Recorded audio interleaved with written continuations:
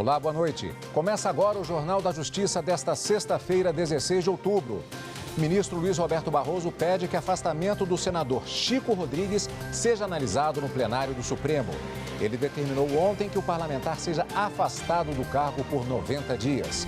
Esse é um dos destaques de hoje e você confere também. O plenário do Supremo declara que a autorização de licença ambiental para centrais elétricas pela Assembleia Legislativa de Mato Grosso é inconstitucional. Tribunal Superior Eleitoral lacra sistemas eleitorais para a votação deste ano. Conselho Nacional de Justiça abre consulta pública para ouvir a sociedade sobre prioridades do judiciário brasileiro em 2021.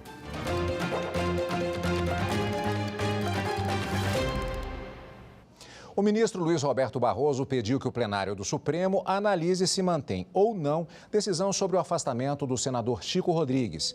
Nessa quinta-feira, Barroso determinou que o parlamentar seja afastado do cargo por 90 dias, após ser alvo de operação que investiga o desvio de verbas públicas destinadas ao combate da pandemia da Covid-19 em Roraima.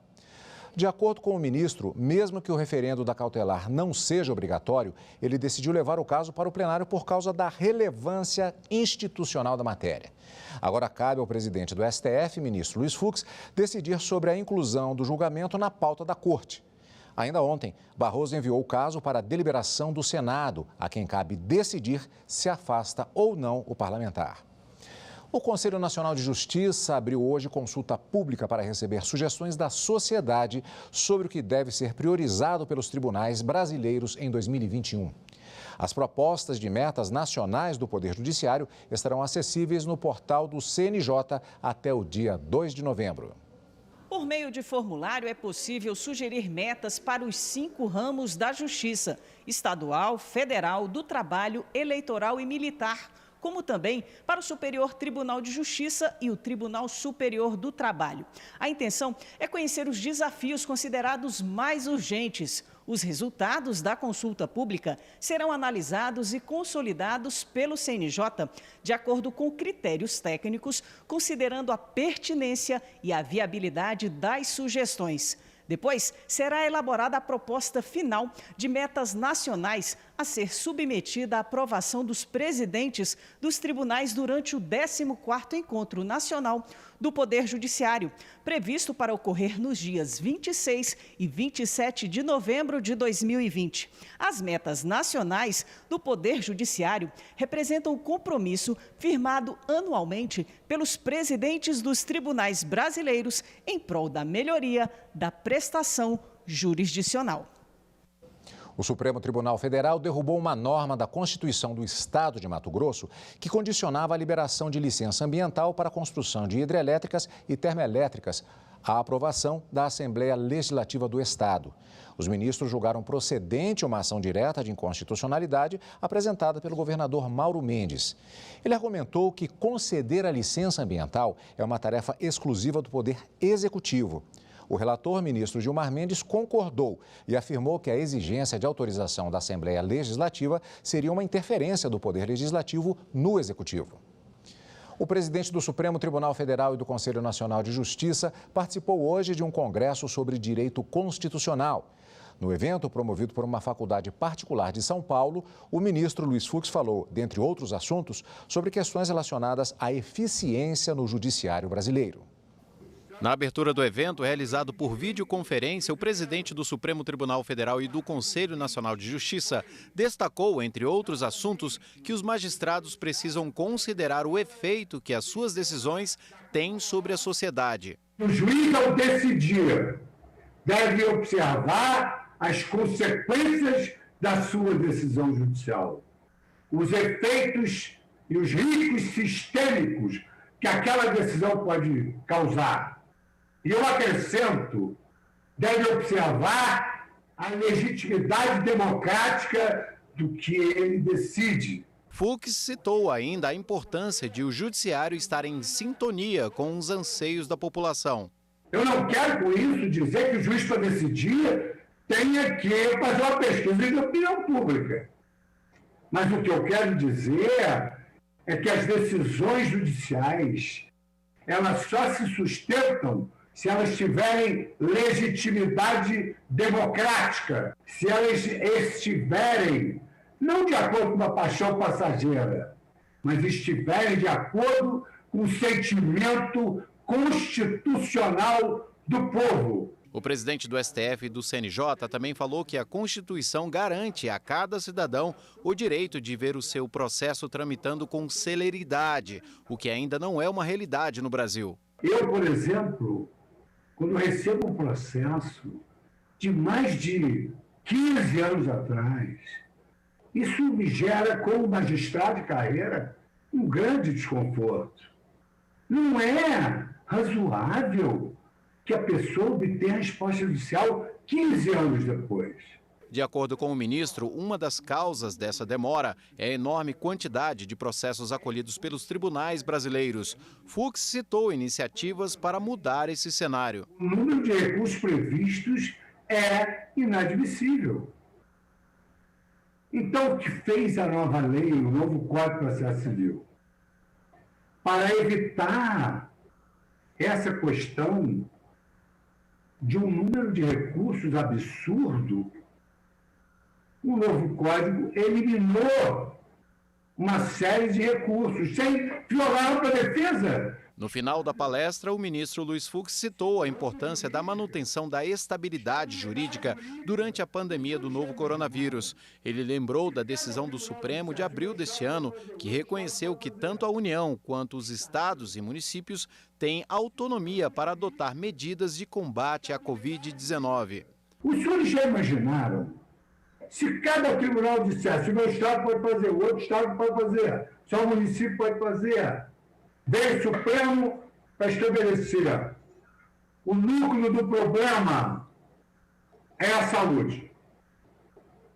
Então, a primeira responsabilidade é da União, porque no artigo 21, inciso 28º, está assentado lá, está assentado na Constituição Federal, que em caso de calamidade pública, a União é responsável. Mas a própria Constituição estabelece nos artigos 22, 23 e 24, competência concorrente de estados e municípios dentro dos seus limites territoriais do governador e do prefeito.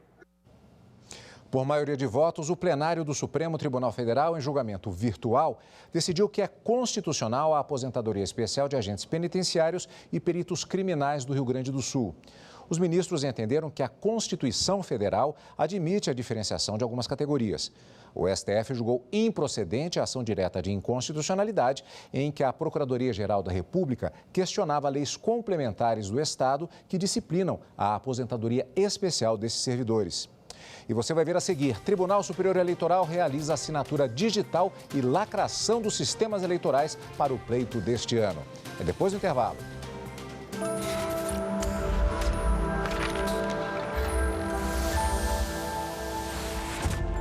Constituição tem a ver com liberdade.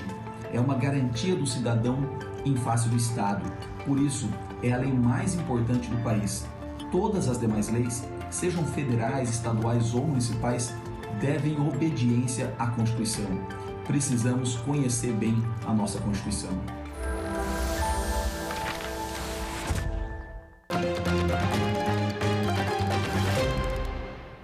O Tribunal Superior Eleitoral realiza hoje a cerimônia de assinatura digital e lacração dos sistemas eleitorais das eleições 2020. O repórter Henrique Amaral detalha isso para a gente. Desde terça-feira, técnicos da Justiça Eleitoral compilam os programas do Sistema Eletrônico de Votação, que também foram testados. Agora, o presidente do Tribunal Superior Eleitoral, o ministro Luiz Roberto Barroso, e outras autoridades assinam digitalmente esses programas que depois vão ser lacrados. E tudo isso fica guardado em uma sala-cofre aqui no TSE. Assim, a qualquer momento, é possível conferir se os programas utilizados em qualquer lugar do Brasil são os mesmos que foram aprovados na cerimônia de assinatura digital e lacração. E hoje foi apresentado o Plano Integrado de Segurança Pública para as eleições deste ano. O documento foi elaborado pela Secretaria de Operações Integradas, a CEOP, em conjunto com as Secretarias de Segurança Pública dos Estados. Detalhes na reportagem de Daniela Ramalho. Um mapeamento de risco foi programado para auxiliar a Justiça Eleitoral nas eleições municipais. Cada estado elaborou uma matriz com medidas corretivas e preventivas. O sistema de segurança pública está se aparelhando para enfrentar não apenas a criminalidade analógica, digamos assim, tradicional, que são os crimes de boca de urna, de compra de votos, de transporte de eleitores, mas nós temos outros problemas graves que precisam ser monitorados e enfrentados, como homicídios relacionados ao processo eleitoral, crimes de ameaça, eleitores que são coagidos por milícias e, sobretudo, o grande fenômeno do nosso tempo, que é a criminalidade via internet, os hackeamentos, os ataques via internet e, sobretudo, as campanhas de desinformação. A Polícia Federal recentemente adquiriu equipamentos que permite, em questão de um dia, talvez, identificar a origem da primeira notícia, quem foi o emissor da primeira notícia. Já há, hoje, 2 operações em andamento nesse sentido, inclusive noticiadas já pela imprensa. O nosso papel, e o próprio ministro Barroso ressaltou isso durante a reunião, é buscar prevenir esse tipo de situação. Então, o nosso pedido é que todos os cidadãos, todas as pessoas colaborem com a lisura do processo eleitoral. O exercício da cidadania pressupõe isso. Para as eleições foi disponibilizado um sistema chamado Córtex para alimentação e monitoramento das ocorrências relacionadas aos crimes eleitorais. Funciona por meio da internet. Assim que os representantes da segurança pública dos estados enviarem para esse sistema as informações, o Ministério da Justiça e Segurança Pública, o TSE e todos os órgãos envolvidos terão acesso aos dados para facilitar a tomada de decisões. As candidaturas laranjas também estão na pauta de combate aos crimes eleitorais. Por meio de cruzamento de dados, a Polícia Federal afirma que será possível fazer um trabalho de identificação dessas candidaturas. Através dos recursos repassados e a forma como aconteceu a votação, eu já consigo ter um painel da onde estão em estados, municípios e quem são as pessoas que provavelmente são candidatos laranjas. O presidente do TSE, ministro Luiz Roberto Barroso, destacou a doação feita pelo Senado Federal de 3 milhões de máscaras para as sessões eleitorais, mas reforçou o pedido para que cada eleitor não deixe de usar a máscara na hora de votar. Quem estiver sem máscara não poderá votar. Essa é a regra definida pelo TSE, porque não é apenas uma questão de opção individual, usar ou não usar máscara. É uma questão de proteção das outras pessoas, inclusive os mesários e servidores da Justiça Eleitoral. A falta de perícia após um acidente pode ter prejudicado o direito de um empregado de constituir prova em uma ação trabalhista. É o que entendeu a segunda turma do Tribunal Superior do Trabalho, que determinou a reabertura do processo na primeira instância. O acidente que levou o empregado a ajuizar a ação trabalhista ocorreu a caminho do trabalho em uma moto. Ele bateu contra o ônibus da empresa e teve várias lesões pelo corpo. O empregado contou que foi preciso implantar placas e parafusos na perna, o que levou à suspensão do contrato de trabalho e o recebimento do auxílio-doença. Ao pedir indenização por danos morais e materiais, o pedido foi negado pelo juízo de primeiro grau. O empregado recorreu ao Tribunal Regional do Trabalho da 4ª Região, alegando que seria necessária a perícia médica para verificar a responsabilidade da empresa. Mas o TRT negou o pedido, considerou desnecessária a realização da perícia, por entender que o empregador não poderia ter prevenido ou impedido o acidente, embora tenha envolvido o veículo da empresa. O caso, então, chegou ao Tribunal Superior do Trabalho. A segunda turma do TST julgou o caso em sessão telepresencial. A relatora ministra Maria Helena Malman entendeu que é necessária a perícia médica, pois sem ela o trabalhador tem prejudicado o direito de constituir prova apta para embasar o pedido de compensação pelos danos sofridos. Por unanimidade, os ministros decidiram pelo retorno do processo ao juízo de primeiro grau para a realização da perícia médica. No próximo bloco, o ministro Dias Toffoli nega liminar contra indicação e sabatina de Jorge Oliveira para a futura vaga no Tribunal de Contas da União. Voltamos já.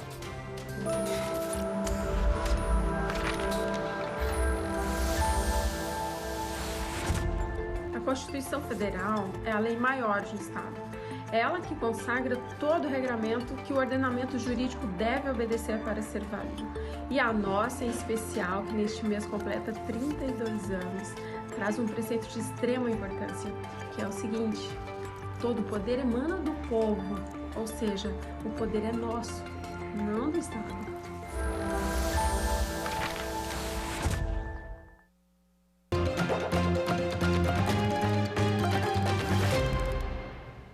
O ministro Dias Toffoli, do STF, negou o pedido de liminar feito pelo senador Alessandro Vieira, do Cidadania, contra a indicação de Jorge Oliveira para o cargo de ministro do Tribunal de Contas da União e a sabatina dele pelo Senado.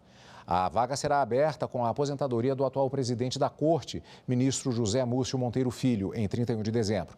Jorge Oliveira é ministro-chefe da Secretaria-Geral da Presidência da República e, na semana passada, foi indicado ao cargo no TCU pelo presidente Jair Bolsonaro. A sabatina está marcada para a próxima terça-feira. O jornal Folha de São Paulo poderá acessar dados sobre mortes registradas em ocorrências policiais do Estado. A decisão é do Superior Tribunal de Justiça.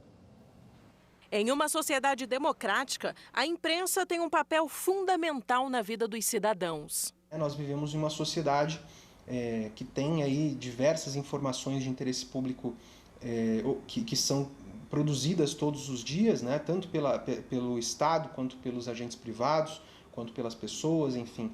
Todas essas informações elas precisam chegar até o público. O papel da imprensa é garantir que as pessoas tenham acesso a essas informações para construírem a sua consciência coletiva, construírem a sua consciência de sociedade, construírem a sua consciência de cidadania para poderem ser agentes também de construção, de transformação da nossa sociedade. Para assegurar esse serviço de informar a população, a segunda turma do STJ acolheu o recurso da empresa Folha da Manhã, que edita o jornal Folha de São Paulo, para determinar que a administração pública estadual forneça informações relacionadas a mortes registradas pela polícia em boletins de ocorrência.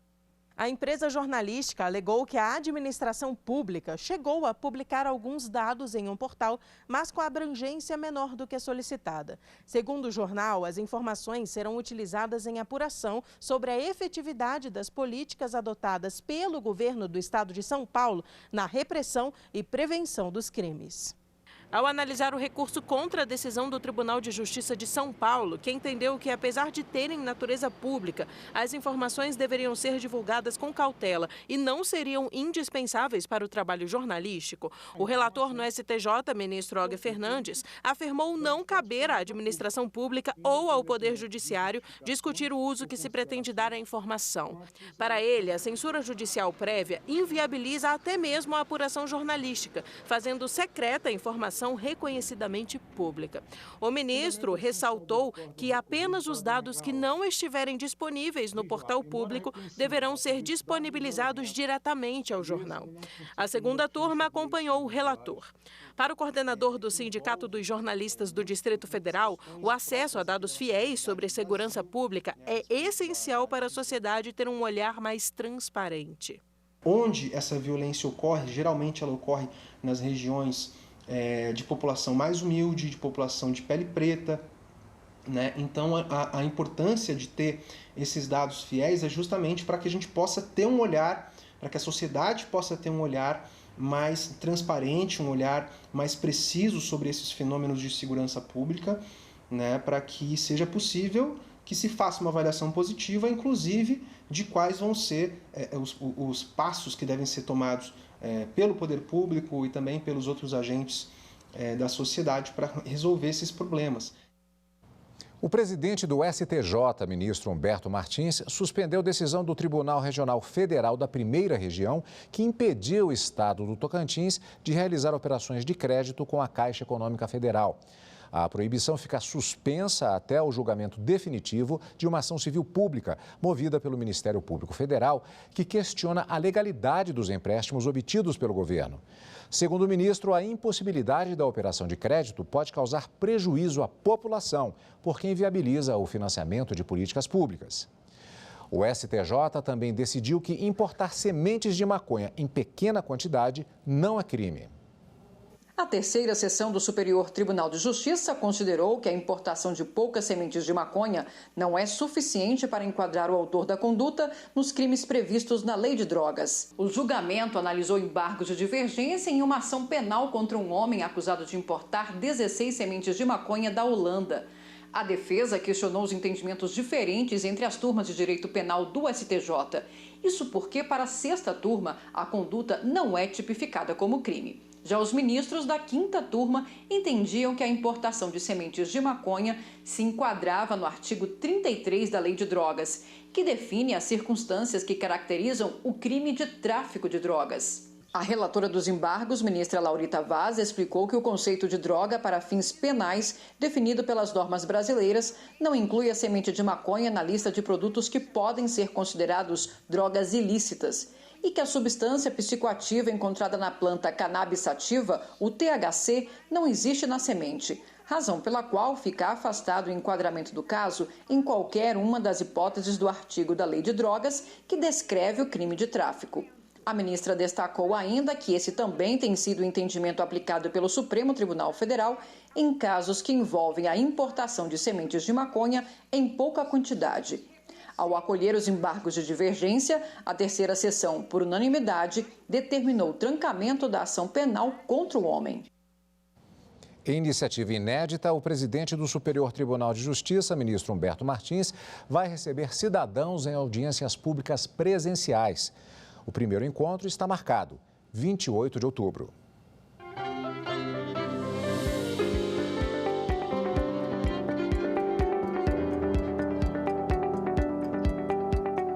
O ministro Humberto Martins assumiu a presidência do STJ no dia 27 de agosto, com a promessa de uma gestão transparente e próxima do cidadão.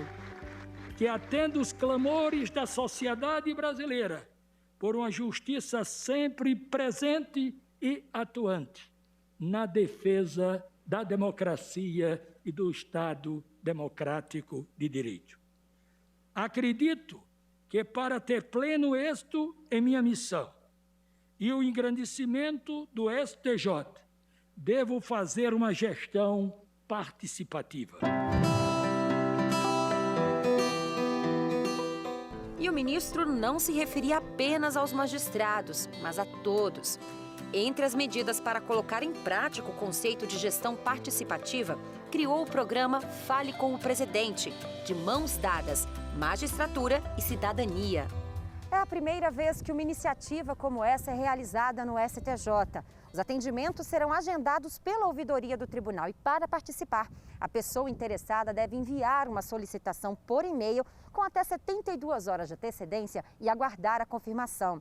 A ideia é que 18 pessoas comuns, como eu ou você, falem com o presidente. Os encontros devem durar cerca de 10 minutos, quando vai ser possível fazer reclamações, sugestões e até mesmo denúncias diretamente ao presidente do STJ.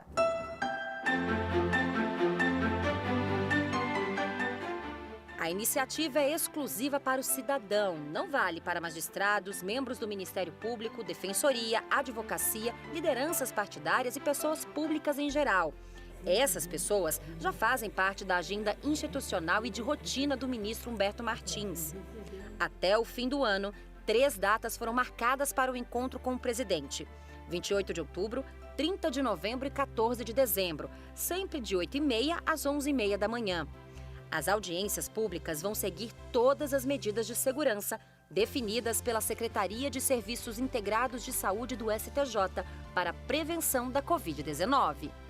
O nosso encontro Fale com o Presidente é a oportunidade que tem a sociedade brasileira de falar com o presidente de forma espontânea e presencial. Juntos iremos trabalhar por um Brasil mais livre, de mais oportunidade e de igualdade para todos. De mãos dadas, magistratura e cidadania. O cidadão é o verdadeiro proprietário do poder.